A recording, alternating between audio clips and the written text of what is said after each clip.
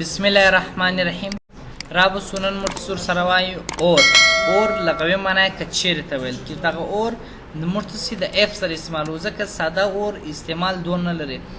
اف اور څه معنی لري ګوري کستاس باندې مرتسی اف اند ویلیو اف اند د معنی چې دوه شرطه بولري هم به دغه شرط پکې هم به دغه شرط پکې بیا ته داس کارو کوي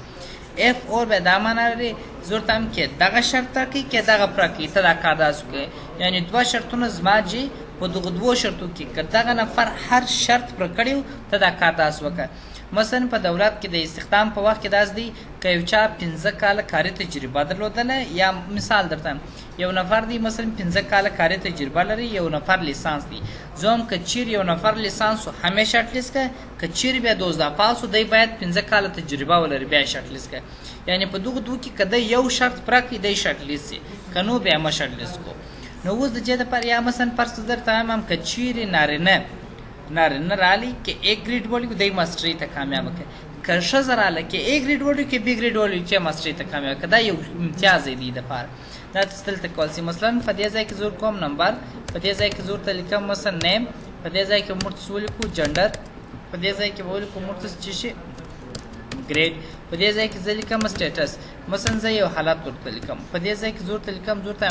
نه لکه دا اوس امتحانو کې هم دا رقم دی وای که چیرې دا خانه مساوي سول فمیل سره مثلا ته دا رقم د خپل نمرې راوله که چیرې فیمیل سره مساوي سول ښځه بیا ته د دې د نمرو سره څلور نمرې جمع کړه په استخدام کې اوس دا قانون دی دا پالیسي پاسه ده زور ته لیکم اف کوس خلاص اور کوس خلاص زور ته هم که چیرې دغه خانه مساوي سوله ډبل کوشن فیمیل سره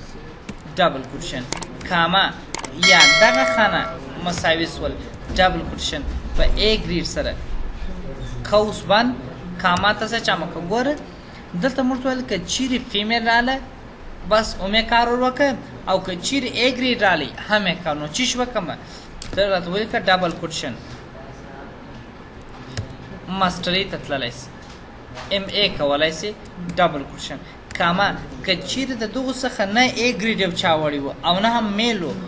فیمیلو نو بس ته به ته چکراته 2-0 خالی خانه تراوله یا ناٹ الاو ناٹ